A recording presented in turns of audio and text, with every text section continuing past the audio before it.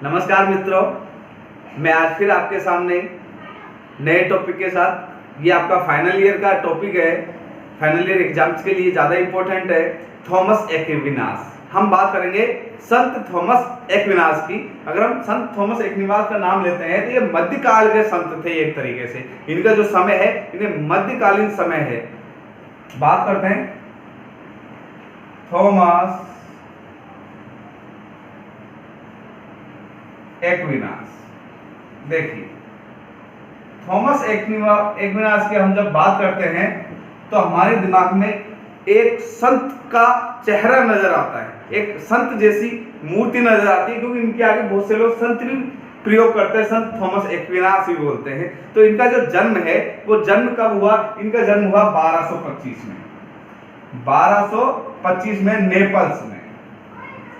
कहाँ जन्म हुआ इनका? नेपल्स में। इनका 1225 में नेपल्स में जन्म हुआ। नेपल्स राज था और एक जगह का नाम है एक्विनो। एक्विनो करके एक जगह का नाम है, वहां पर इनका जन्म होता है।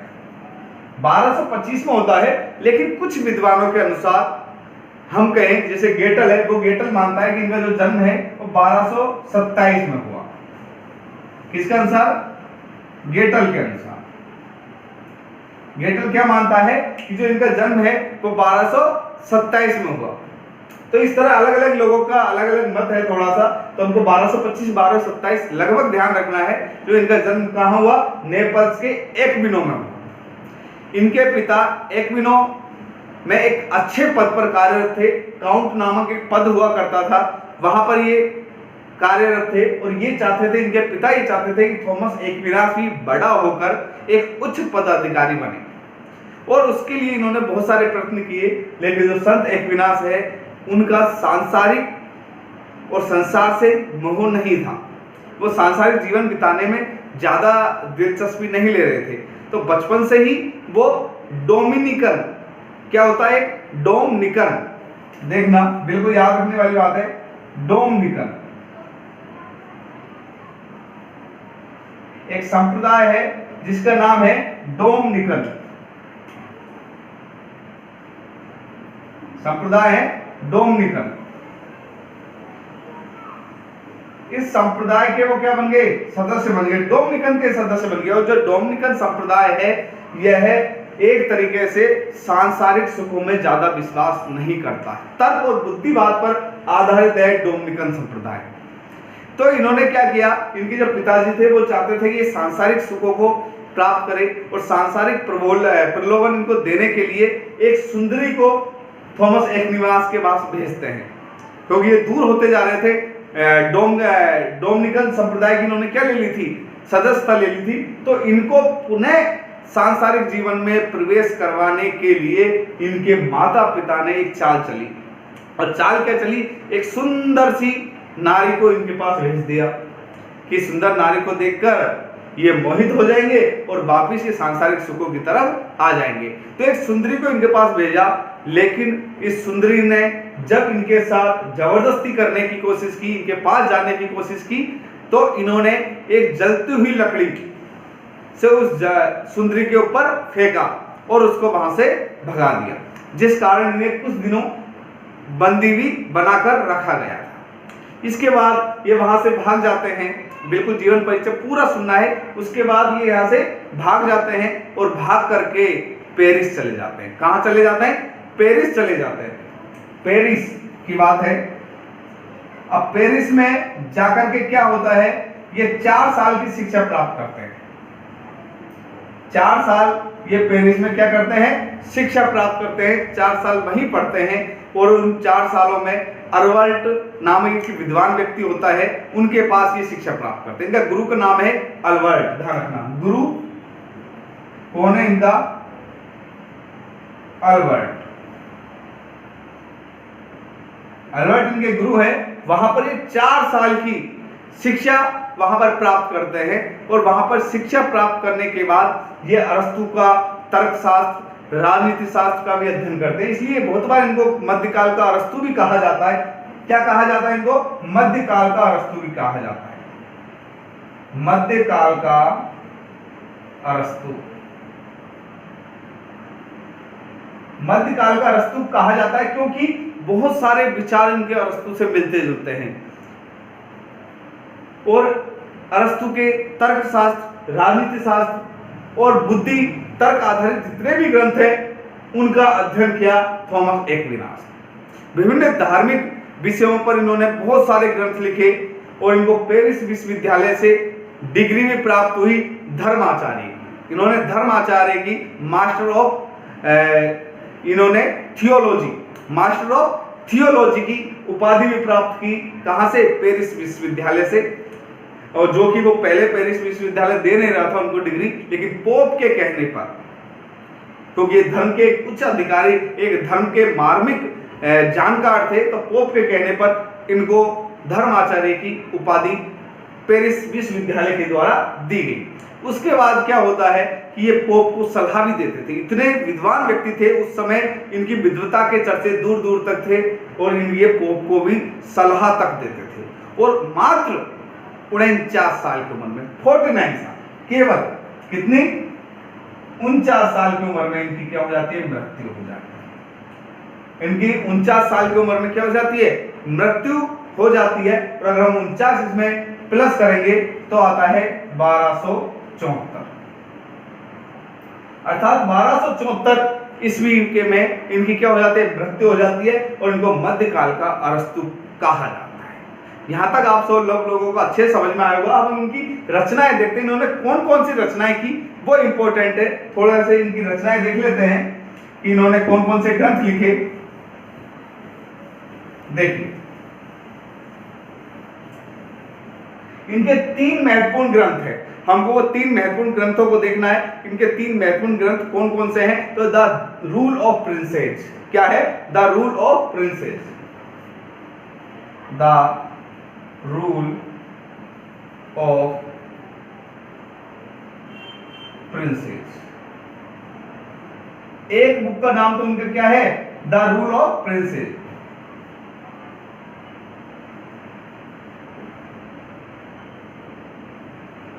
द रूल ऑफ प्रिंसेस इन्होंने एक बुक का नाम है। इसके अलावा और भी बहुत सारी ऐसे बुक्स हैं जो इन्होंने लिखी। उनमें जो और महत्वपूर्ण बुक है वो है सुम्मा थियोलॉजिका। सुम्मा थियोलॉजिका क्या है? सुम्मा थियोलॉजिका, द रूल ऑफ प्रिंसेस। इसके अलावा सुम्मा कॉन्ट्रा जेंटाइल्स। क्या नाम है? सुम्मा कॉन्ट्रा जेंटाइल्स। ध्यान रखना, सुम्मा कॉन्ट्रा जेंटाइल्स।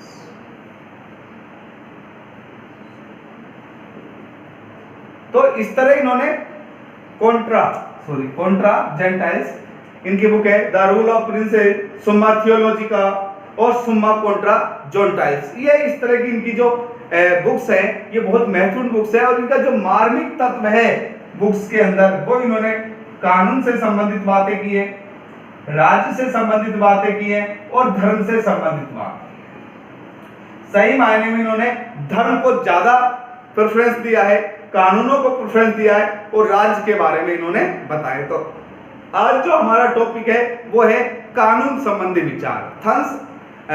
थॉमस एक्विनास का कानून संबंधी विचार हम जानेंगे। तो कानून के बारे में संत थॉमस एक्विनास क्या कहते हैं कि कानून सामान्य हित के लिए विवेक का आदेश है।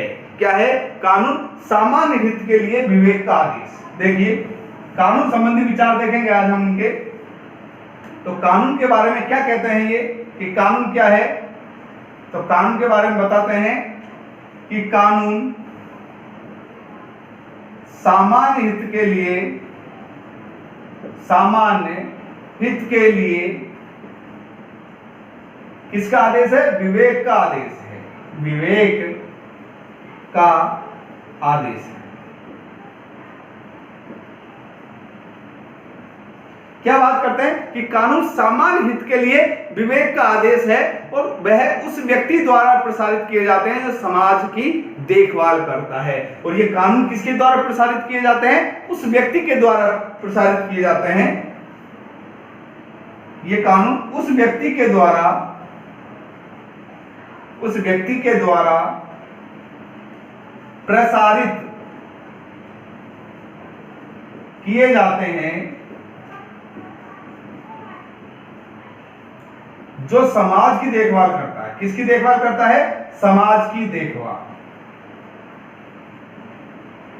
अब देखिए, ये समाज की देखभाल कौन करता है? राजा करता है, समाज का संरक्षक करता है, ईश्वर करता है।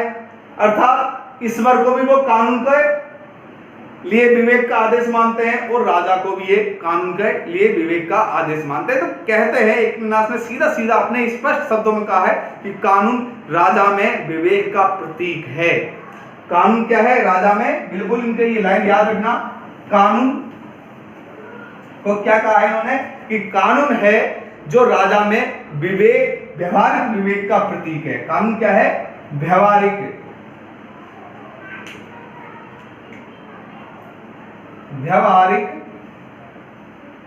विवेक का प्रतीक।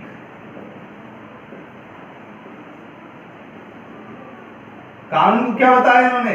राजा के अंदर व्यवहारिक विवेक का प्रतीक बताया। अर्थात राजा किस तरह का व्यवहार करेगा, उसका जो व्यवहारिक विवेक है, विवेक का मतलब होता है आपकी, देखो, एक होती है बुद्धि, एक होता है विवेक। बुद्धि में गलत और सही दोनों चीजें होती है, लेकिन विवेक हमेशा उच्च विचार देता है, बिल्कुल सही विचार देता है। ये बुद्धि का श्रेष्ठतम रूप मान लो एक तरीके से। तो हम राजा है तो अब व्यवहारिक विवेक को प्रतीक माना है राजा को इन्होंने, किन्होंने? संत एक्विनास ने, थॉमस एक्विनास ने कानून को राजा के व्यवहारिक विवेक का प्रतीक माना है। और इस आधार पर कानून की कुछ विशेषताएं बताई हैं। हम देख लेते हैं वो कानून की क्या क्या विशेषताएं हैं। ये विशेषताएं आपको नोट करने की है। तो विशेषताएं, कानून सार्वभौमिक है। पहली विशेषता क्या है? देखिए, कानून सार्वभौमिक है। क्या कहते हैं कि जो कानून है वो सार्वभौमिक है, अर्थात सभी जगह विद्वान है, सत्य है। सार्वभौमिक हम देखते हैं जो सभी के लिए एक जैसा है, सभी जगह विद्वान है, सभी जगह विद्यमान है वो कानून। और सार्वभौमिक है अर्थात सभी को उसको मानना पड़ेगा, सभी के लिए वो समान तरीके से लागू होता है, अर्थात कानून सार्वभौमिक है। दूसरी बात क्या कहता है वो? कानून प्राकृतिक है। क्या कहता है? कानून क्या है? प्राकृतिक है। कानून प्राकृतिक है कि जो कानून है वो प्रकृति द्वारा प्रदत्त है। प्रकृति के हर तत्व में कानून के अनुसार प्रकृति कार्य करती है। जितने भी प्रकृति से संबंधित जितनी भी चीजें हैं वो सब कानून के हिसाब से कार्य करती है। अर्थात आज जो हम अच्छा बुरा सोचते हैं वो हमारी प्रकृति डिसाइड करती है। अर्थात कानून क्या है? प्राकृतिक है। इन्होंने कानून के अलग अलग प्रकार बताए जहां हम स्पष्ट देखेंगे कि वो कितने प्रकार के कानून बनाते हैं। इसके अलावा कानून को सार्वभौमिक मानते हैं, अर्थात सभी के लिए, सभी जगह विद्यमान है, सभी को मानने पड़ेंगे, अटल सत्य है, वही सार्वभौमिक है। कानून प्रकृति द्वारा प्रदत्त है, प्राकृतिक है, ये नहीं कि हमने आज ही बना दिए, ये क्या है? प्राकृतिक है और जरूरी है। तीसरी बात क्या है? कानून सर्वोपरि है। तीसरी बात ये क्या कहते हैं? कानून क्या है? सर्वोपरि है। कानून सर्वोपरि, सर्वोपरि है कानून, सबसे ऊपर है। क्या है? सबसे ऊपर, सबसे ऊपर है। कानून क्या है? सर्वोपरि है, सबसे ऊपर है। कानून से ऊपर कोई नहीं है, कानून से ऊपर कोई नहीं है, अर्थात सभी को कानून का पालन करना ही चाहिए, करना ही पड़ेगा। कानून से ही यह प्रकृति चलती है, कानून से ही मानव जीवन संचालित है और ईश्वर द्वारा प्रदत्त कानून है। कानून कोई आज का नहीं है, प्रकृति प्रदत्त द्वारा है और ईश्वर भी कानून का ही एक रूप मानते हैं। कहते हैं कि ईश्वर के द्वारा भी कानून बनाए गए हैं, अर्थात कानून सबसे ऊपर है। तो कानून को क्या माना इन्होंने? सर्वोपरि माना और कहा है कि कानून क्या है? विवेक सम्मत है। और हम बात करते हैं कानून क्या है, तो कानून को वो विवेक सम्मत मानते हैं। कानून क्या है, बात की थी ना, व्यवहार की विवेक का प्रतीक है, अर्थात कानून विवेक सम्मत है, कानून विवेक सम्मत है। अगर कानून विवेक सम्मत है तो वो समाज के हित में ही होंगे, अर्थात क्या होंगे, कानून सामाजिक हित की बात करते हैं। विवेक सम्मत एवं सामाजिक हित की बात, सामाजिक हित में है, कानून विवेक सम्मत एवं सामाजिक हित में। इसके अलावा क्या है, कानून बाध्यकारी है। मैंने अभी बताया आपको, कानून को मानना ही मानना पड़ेगा। कानून में जब तक बाध्यकारी शक्ति नहीं है, कानून क्या है, बाध्यकारी है, अर्थात कानून को क्या करना पड़ेगा, आपको मानना ही पड़ेगा। तब तक कानून के अंदर बाध्यकारी शक्ति नहीं है तो वो कानून का पालन होना संभव नहीं। जब तक उसके पीछे कोई विधान नहीं है, उसको बाध्यता नहीं है, आज हम ये कहें कि आपको रेड लाइट पर रुकना है, बाध्यकारी है तभी करेंगे, नहीं तो नहीं रुकना तो फिर आदमी उसको क्रॉस ही करेगा। तो उसको बाध्यकारी बनाया गया कि आपको मानना ही पड़ेगा, नहीं तो दंड भुगतने के लिए क्या रहो, तैयार रहो। और कानून एक तरीके से न्याय की अभिव्यक्ति है, कानून के आधार पर ही न्याय है। जो न्याय होता है वो किस आधार पर होता है, कोई भी व्यक्ति अगर अपन न्याय का है तो हम किस आधार पर न्याय मांगते हैं, कानून के हिसाब से न्याय मांगते हैं, अर्थात कानून न्याय की अभिव्यक्ति है। नेक्स्ट क्या हो सकता है इसकी विशेषता, कानून न्याय की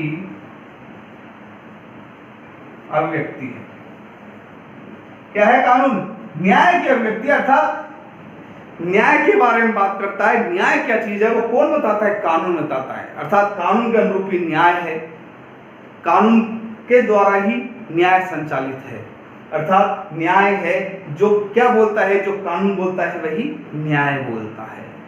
यही अर्थात कानून न्याय की अभिव्यक्ति है। तो इस आधार पर कानून संबंधी विचार प्रस्तुत किए हैं और सही मायने में व्यवहारिक विवेक का प्रतीक मानते हुए कानूनों को संत एकनिवास ने कानूनों को अलग अलग प्रकार बताए हैं, कानून के वर्गीकरण प्रस्तुत किया है। चलो हम कानून के वर्गीकरण की तरफ बढ़ते हैं। इन्होंने किस तरह कानून का वर्गीकरण बताया, सुनिए, देखिए इन्होंने क्या बताया, कानून का वर्गीकरण किया है कि कानून के प्रकार बताए हैं, कानूनों का वर्गीकरण, कानूनों का वर्गीकरण।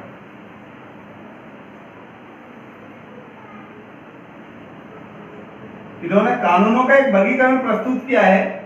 वो चार आधार पर वर्गीकरण करते हैं। कितने, चार प्रकार बताते हैं कानून के वर्गीकरण में। पहला जो प्रकार है वो है शाश्वत कानून। क्या बताते हैं, शाश्वत कानून। कौन सा कानून बता रहे हैं, शाश्वत कानून बता रहे हैं। पहला कानून शाश्वत कानून है, दूसरा प्राकृतिक कानून।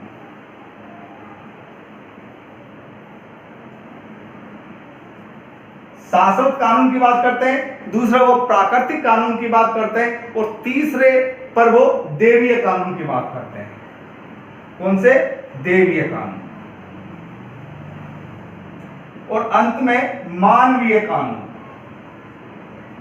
मानवीय कानून की बात करते हैं। इस आधार पर वो कानूनों का वर्गीकरण करते हैं कि एक प्रकार है उसका शाश्वत कानून, दूसरा प्रकार है प्राकृतिक कानून, तीसरा प्रकार है देवीय कानून और जो चौथा प्रकार है वो है मानवीय कानून। इस आधार पर वो चार प्रकार के कानूनों की बात करते हैं और चार प्रकार के कानूनों में सर्वश्रेष्ठता के आधार पर इनको प्रदान किया गया है कि सर्वश्रेष्ठ तो ये है, नंबर 1, नंबर 2 उसके बाद, नंबर 3 ये, नंबर 4 ये।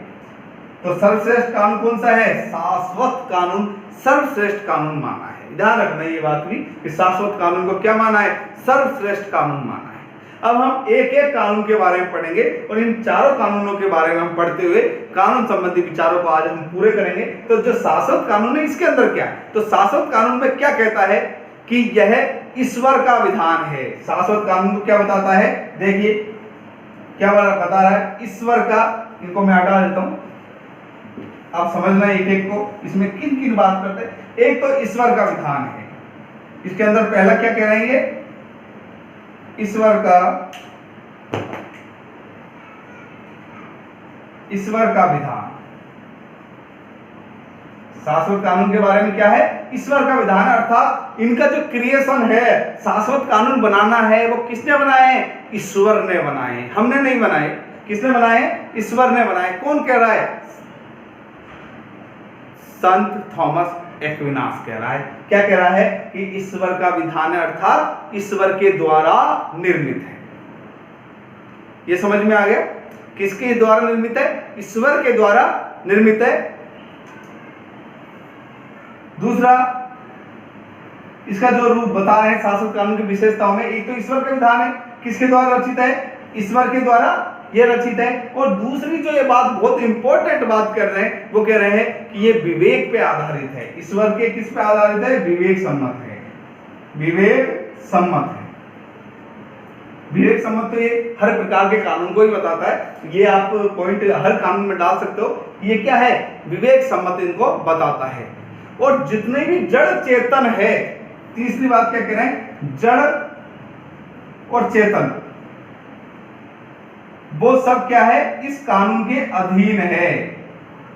क्या है, जड़ चेतन कानून के अधीन है। कौन से कानून के अधीन है, शाश्वत कानून के। अर्थात संसार में जो भी जड़ चीज है, जड़ का मतलब है जो स्थिर रहती है, चेतन का मतलब जिसके अंदर जीव है, जो जागृत है, जो चलती फिरती है, सजीव है, चाहे निर्जीव है, वो सब किसके है, शाश्वत कानून अर्थात ईश्वर के विधान के अधीन है।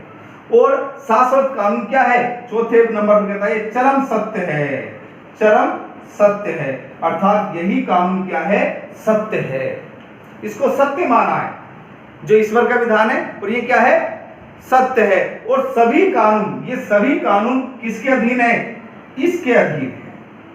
सभी कानून किसके अधीन है, शाश्वत कानून के अधीन है। तो सभी कानून क्या है, सभी कानून शाश्वत कानून के अधीन है, कानून के अधीन है। समझ में आ गया बात यहां तक, ये सिंपल है, लॉजिक कोई नहीं है। ईश्वर को विधान माना, विवेक सम्मत माना है, जड़ चेतन जितनी भी चीजें हैं वो शाश्वत कानून के, और परम सत्य है, सत्य ही ईश्वर है, और ईश्वर के द्वारा प्रत्येक विधान ही सत्य है।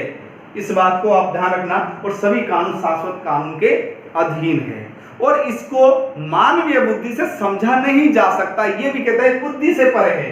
किससे परे है, बुद्धि से परे।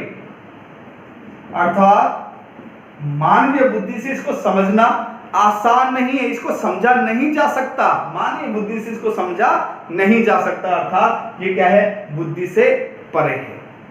यहां तक आपको समझ में आ गई, शाश्वत कानून ईश्वर का विधान है, विवेक सम्मत है, जड़ चेतन सब कुछ इसके अधीन है, परम सत्य है ये, और बुद्धि से परे है, और सभी कानून इसके अधीन है।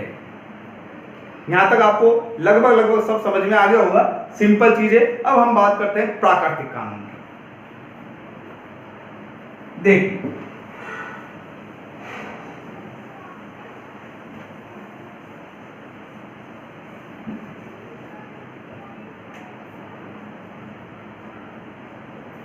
शाश्वत कानून हो गया हमारा प्राकृतिक कानून। प्राकृतिक कानून का मतलब है, ये कह रहे हैं कि प्रत्येक चीज प्रकृति से बंधी हुई है। प्रत्येक चीज किससे बंधी हुई है, प्रकृति से बंधी हुई है।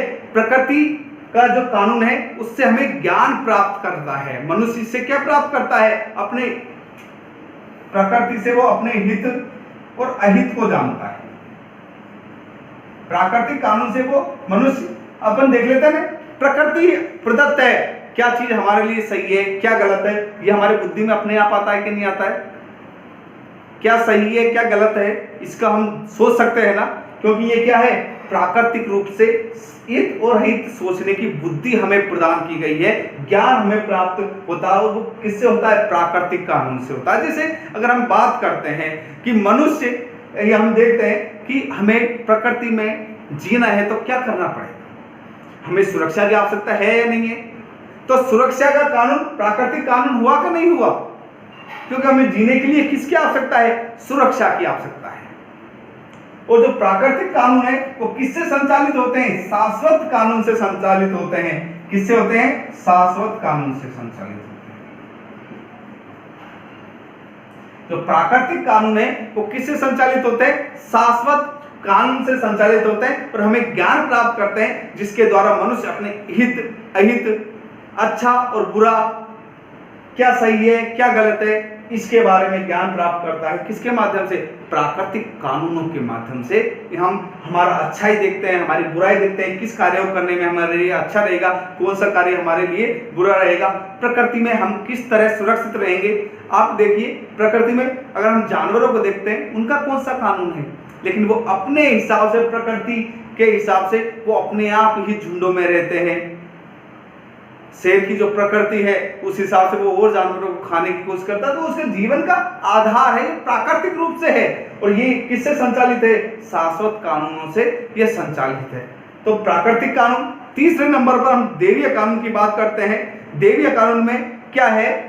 देवीय कानून, इसमें तो हम हमारे अच्छाई बुराइयों को देख करके हम इस कानून के माध्यम से क्या सही है क्या गलत है, प्राकृतिक कानून के माध्यम से करते हैं। इसके अलावा देवीय कानून, ये इंपॉर्टेंट है। देवीय कानून क्या है? ये देवीय कानून का मतलब है, आपने बहुत से संत महात्माओं को देखा होगा, जो उनके आदेश होते हैं, ईश्वर का आदेश है, वो ईश्वर को प्रतिरूप मानकर ईश्वर की तरफ से हमें आदेश देते हैं। पोप है, वो ईश्वर का प्रतिनिधि माना जाता है, और पोप लोगों को आदेश देता है कि आपको ये कार्य करना है। अर्थात वो किसकी सत्ता का उपयोग कर रहा है? देवीय सत्ता का उपयोग कर रहा है। अर्थात ये सभी लोगों में विद्वान नहीं होते, देवीय कानून के कुछ ही लोग जानकार होते हैं। कितने लोग? कुछ ही लोग जानकार। ध्यान रखना, जो महात्मा, ईश्वर के प्रतिनिधि जिसे हम पैगंबर कहते हैं। क्या कहते हैं? पैगंबर, जिसे हम पैगंबर कहते हैं ना, उनकी वाणी ही देवीय कानून है।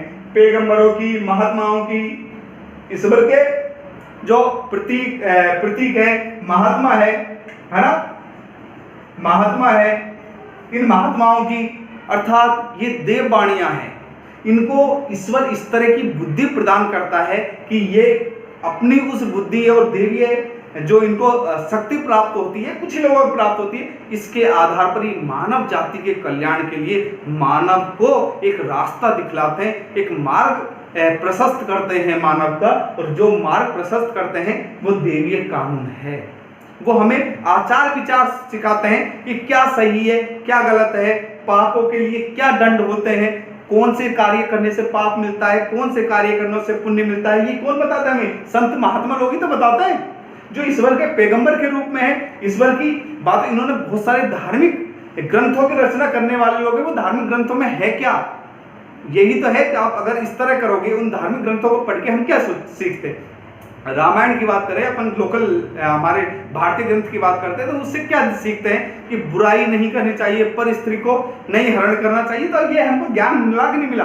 किसने लिखी रामायण? वाल्मीकि ने। तो वाल्मीकि एक तरीके से ईश्वर के पैगंबर हुए, और वो किस देवीय कानून को हमको सिखा रहे हैं। कौन से कानून को सिखा रहे हैं? देवीय कानून को सिखा रहे हैं, जो देव वाणियों के रूप में, पैगंबरों की वाणियों के रूप में हमारे सामने प्रस्तुत होते हैं। तो उसे हम क्या करेंगे? देवीय कानून कहेंगे। यहां तक समझ में आ गया? अब हम देखते हैं मानवीय कानून। मानवीय कानून क्या है? ये लास्ट नंबर का कानून है। देखिए, शाश्वत कानून, प्राकृतिक कानून शाश्वत कानून के अधीन है, और शाश्वत कानून जो देवीय कानून वो प्राकृतिक कानून के अधीन है। और मानवीय कानून की अगर हम बात करते हैं, तो इसके लिए सीधा सीधा शब्द कहे हैं संत थॉमस ने, वो ये कहे हैं कि व्यक्तियों के द्वारा व्यक्तियों के ऊपर शासन करने के लिए जो नियम और आचरण बनाए जाते हैं, वो मानवीय कानून कहलाते हैं। सिंपल लैंग्वेज में बता दिया मैंने आपको, व्यक्तियों के द्वारा व्यक्तियों के ऊपर शासन संचालन के लिए जो कानून बनाए जाते हैं, वो क्या कहलाते हैं? मानवीय कानून कहलाते हैं। और वो मानवीय कानून आपके किसके द्वारा संचालित होते हैं? वो हमारी परंपराओं, जितनी भी हमारी परंपरा है, सामाजिक कल्याण है, हमारे सामाजिक जो हमारे संरक्षक द्वारा है, अर्थात राजा के द्वारा या समाज के संरक्षक द्वारा इस तरह के कानून बनाए जाते हैं। और ये कानून किस आधार पर बनाए जाते हैं? विवेक के आधार पर बनाए जाते हैं। बिल्कुल विवेक सब में आएगा। यह कानून किसके द्वारा बनाए जाते हैं? विवेक के द्वारा बनाए जाते हैं, विवेक पर आधारित होते हैं, विवेक सम्मत होते हैं। इसलिए समाज की प्रत्येक व्यवस्था किसके द्वारा संचालित की जाती है? राजा के कानूनों के हिसाब से संचालित होती है। जो मानवीय कानून अर्थात मानव द्वारा ये निर्मित होते हैं, लेकिन इनकी जो परिणति है वो विवेक के आधार पर होती है, अर्थात हित होता है, इसमें कल्याण होता है, वही मानवीय कानून कहलाते हैं। अगर उसमें विवेक नहीं है तो वो कानून है ही नहीं। सीधी सीधी बात हमने पहली बार ही हमने सुन लिया कि उन्होंने क्या कहा था कि कानून सामान्य हित के लिए विवेक की आदेश है। कानून क्या है? सामान्य हित के लिए विवेक का आदेश है। अर्थात अगर विवेक नहीं है तो मानवीय कानून को हम कानून को नहीं मानेंगे। यहीं पर आज हमारा ये टॉपिक पूरा होने जा रहा है, लगभग पूरा हो चुका है। हमने चारों कानून की एक बार मैं आपको जल्दी जल्दी बता देता हूँ। थॉमस एक्विनास ने कानून में किसको सर्वोपरि माना है? विवेक को माना है। उन्होंने वर्गीकरण प्रस्तुत किया जिसमें कितने प्रकार कानून बनाए? 4 प्रकार के, शाश्वत कानून, प्राकृतिक कानून, देवीय कानून और मानवीय कानून। और इस आधार पर इन्होंने अपने अपने कानूनों के आधार पर सर्वश्रेष्ठ शाश्वत कानून को माना है, उसके बाद प्राकृतिक कानून को, उसके बाद देवीय कानून, उसके बाद मानवीय कानून को। और सबका आधार क्या माना है? विवेक माना है। इसी कारण इन्हें मध्य युग का एक संत कहा जाता है। और इनकी जो मृत्यु होती है वो मात्र 49 साल की उम्र में हो जाती है। हाँ, इस बात का भी ध्यान रखना। चलो, धन्यवाद। नेक्स्ट वीडियो में फिर मिलते हैं थॉमस एक्विनास के अगला कोई सिद्धांत लेकर के। जय हिंद।